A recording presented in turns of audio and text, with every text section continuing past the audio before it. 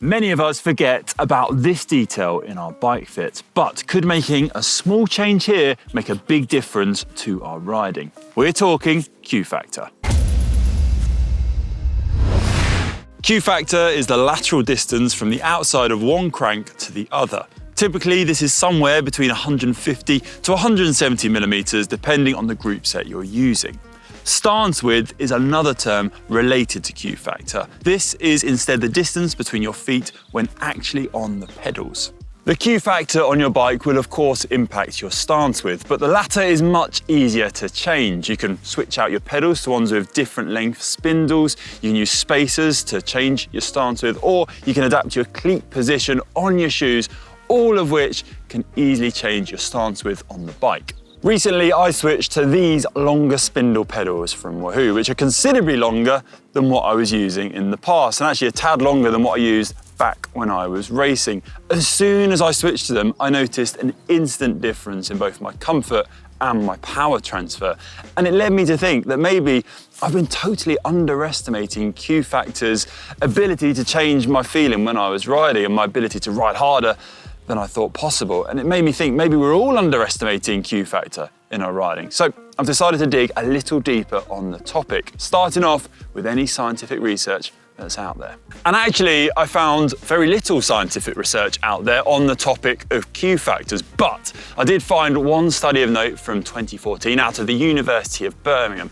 Now, in this study, researchers looked at different Q factors and how that impacted mechanical efficiency. And the results were quite interesting, actually, because they found that narrower Q factors actually improved the mechanical efficiency of riders in the study. Now, they did take Q factor as properly defined for this purpose. So they swapped out the bottom bracket to make it narrower as the study progressed. Stance width will of course have changed as a result of narrowing that Q factor, but it's interesting because this study, it just looked at one single steady state effort. It didn't look at the fact that your power is going to change at different intensity levels or your ability to put down the power at those intensity levels, nor did it look at comfort over longer durations of time or how fatigue at that Q factor may impact your ability to put down the power. So whilst the conclusions were interesting, it isn't the whole story. And when you look to the pro peloton, there's actually some really good examples of riders using much wider pedals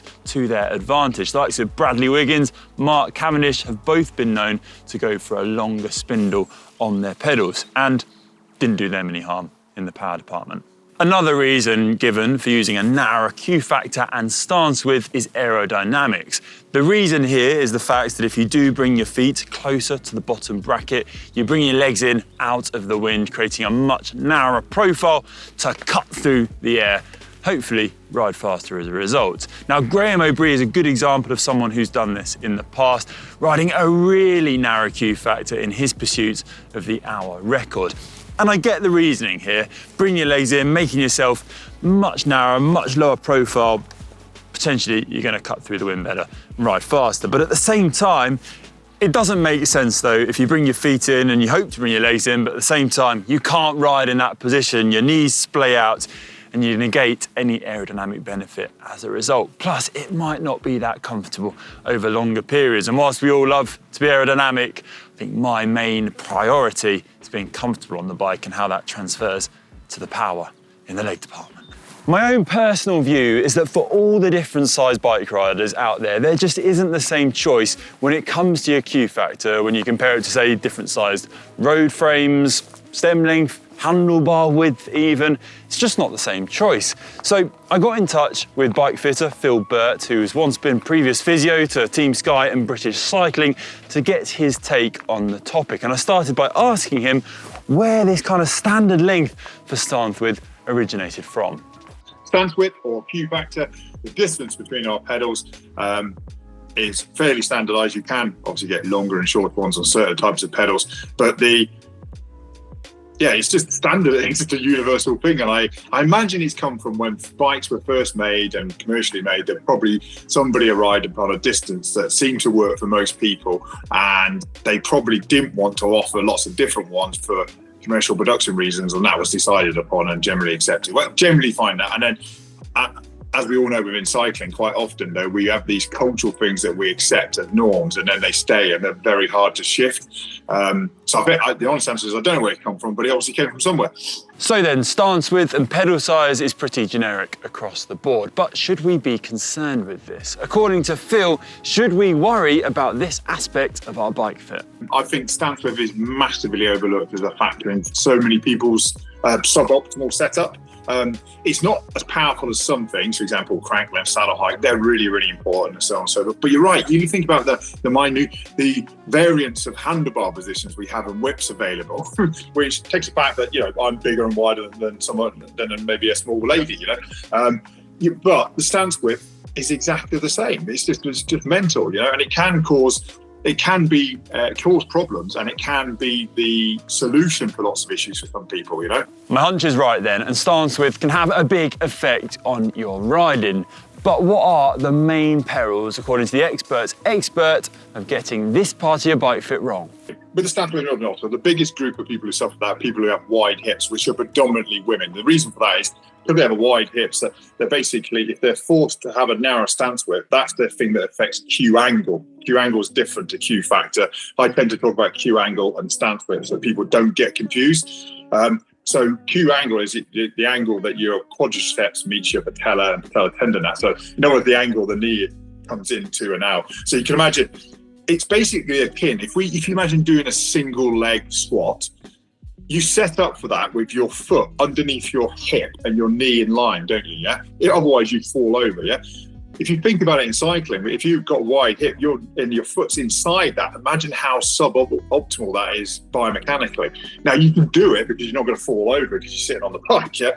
But it can cause lots and lots of issues. The prime one would be sort of knee irritation, so it can contribute to medial side knee pain, that's the inside of your knee, or iliotibial band friction with some people if it's really big. More importantly, if we took you now, Connor, and put you on a leg press machine, I said, right, put your foot all the way in here, nearly across your left foot across where your right one would be, you wouldn't be as powerful if you put that foot directly in line with your hip.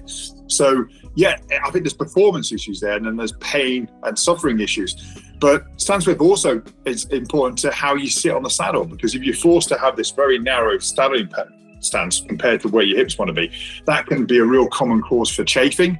So when people get chafing saddle injuries or bilateral, I regularly change stance width and get rid of all someone's saddle pain, which is a bit blows your mind, doesn't it? But I think a lot of people end up manipulating crank length because they start to have these problems such as, and I know you've changed recently, but some of us like to walk differently. So for example, some of us are pigeon-toed. A narrow stance width isn't going to really worry those people because the heels are out. But if you're a duck and you use speed plate pedals because you want to drop your feet in, remember we walk on bikes, we don't really pedal. So your walking mechanism comes onto the bike. You can't drop your heel in because the stance width's quite narrow. That's where you get crank rub. So people end up adapting to wider pedal systems to not get crank rub, but that's probably what they should have been in the first place. How can you tell then if stance width is something you need to change? And what are the telltale signs in this area that you need to switch things up?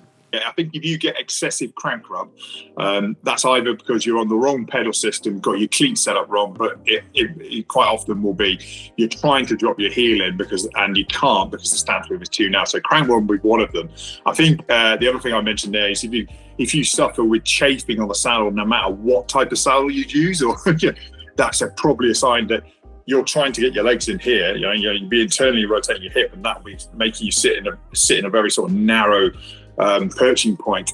So those sort of things. I think also just the feeling that I think some people, to dive into a bit of physiotherapy, people either stand up straight up and down or have what we call knock knees, your knees come together, or have what we call bow knees, so you're a bit more like a cowboy or a horse rider, yeah? But biomechanically, you can't choose that. But if you're bow knee, quite often, you'll benefit from a wider stance width because it just accommodates the movement of the leg and allows you to get that foot more in line with the hip. So recognizing your biomechanical differences, I know that might be hard for someone, but if someone recognizes that they have very wide apart knees, just the way they stand, it might be that stance width in playing around with stance width. And the other thing is, it doesn't take masses. I know speedpays still do 65s and that, but I often start with a 3 mil increase, and the thing is, I have had lots of clients in where we start with, most pedals will guarantee the thread on the pedal up to 4 mil washers. And so 4 mil, you put two mil washers on and move the pedal slightly wider. Of course, you've got some movement in most of the cleat systems as well. But you can make big differences with small ones. And then you have the horrible pedal extenders, which are up to 20 mil. They look pretty agricultural, but they can, if you wanted to understand what wider crank width, they're not that expensive. You put them on, and if you saw you're much more comfortable and more powerful, then maybe that's for you. Stance with the Q factor then play a vital role in your feeling on the bike. And if you are looking to change it up yourself, what's the best way to go about it? Well, here are a few helpful tips which should get you on the road. Changing your cleat position on your shoes is perhaps the easiest starting place if you do want to change your stance width. Now, this is achieved by simply moving your cleats either in or out on your shoes. You can also add spacers to your existing pedals, but remember to just use 2 max per pedal for safety reasons. And this is of course the easiest place to start, the cheapest way as well, with the least faff. But if you do want a bigger change, that is when it's time to start thinking about swapping your pedals. Measured from the shoulder of the pedal axle to the center of the pedal brands come in at around 52, 53 mil for their standard length offering. Shimano and Wahoo offer longer options at 56 mil, whilst Wahoo also has 2 further offerings at 59 and 65 mil. In terms of gravel riding, if you're looking for more of an off-road mountain bike style clipless pedal, then Crank Brothers have 2 different offerings from 52 to 57 mil. Shimano SPD go from 52 to around 55 mil. And I actually came across SQ Labs pedals, which have 4 different pedal lengths, from a very short to quite a very long pedal, all the way to 69 millimeters, down from around 50 millimeters. So good options on either end of the spectrum if you're looking to adapt your position both on the road and off-road too. It's an interesting one because I think mountain bikes, they naturally have a larger Q factor, so your stance width is already going to be quite wide, so perhaps there isn't the need to have a longer spindle on your pedal. But that is a good point as well, because if you are switching between bikes, going from a mountain bike to a road bike, then it is worth knowing the Q factor of both bikes. And if you can try and keep them relatively similar by adapting your pedal length, then it's going to help your riding as you switch between the 2 bikes. Personally though, I found that going to wider pedals has really helped my riding. I found it really useful and beneficial. So it's definitely something I'm going to keep an eye on as I switch between bikes and try and get that similar position on my road and my gravel setups. But if you are looking to make some changes, do remember the old adage of making small changes over time, not making one big lump of a thing that you're going to have to struggle to adapt to. Just do those gradual changes, see how they feel before you then go and make any further adjustments. Stance width, Q factor then, something that can make a really big difference to your riding. I've been guilty of overlooking it in the past, and perhaps we all have from time to time, but it is something that you should pay attention to, and I hope this video has helped you get a bit more information on the topic and perhaps make a decision about whether you need to make any changes yourself. Let us know in the comment section below if you've experimented with it in the past and what difference it's made to your own riding, and if you did find this video useful, please give it a big thumbs up. Thanks for watching as always. We'll see you on the next one.